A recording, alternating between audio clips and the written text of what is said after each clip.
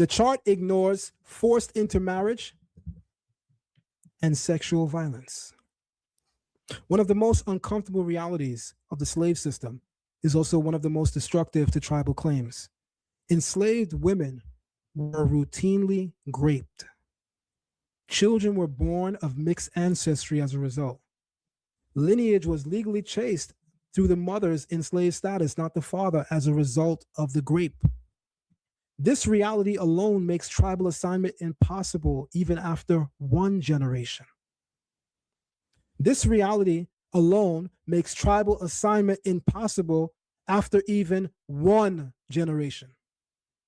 The book Soul by Soul documents how children produced under slavery were commodities first and kin second, erasing paternal lineage almost entirely.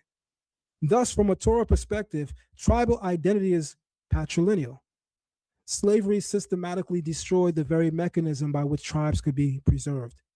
Slavery systematically destroyed the very mechanism by which tribes could be preserved.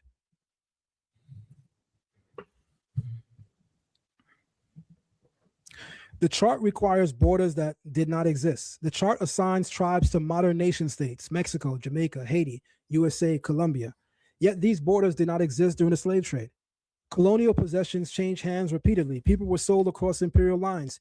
Transformations in slavery demonstrates that enslaved Africans and their descendants were constantly re-exported, sometimes multiple times within a single lifetime. Brought to Virginia, brought to Barbados. Are you guys familiar with Oleano Equiano? You know he was brought to Virginia, brought to Barbados, and then brought to the UK? His story alone collapses the 12 tribes chart. The story of Equiano, the life of Oleano Equiano, the kidnapped prince, collapses the 12 tribes chart. Because if you're familiar with his story, he was on a slave ship.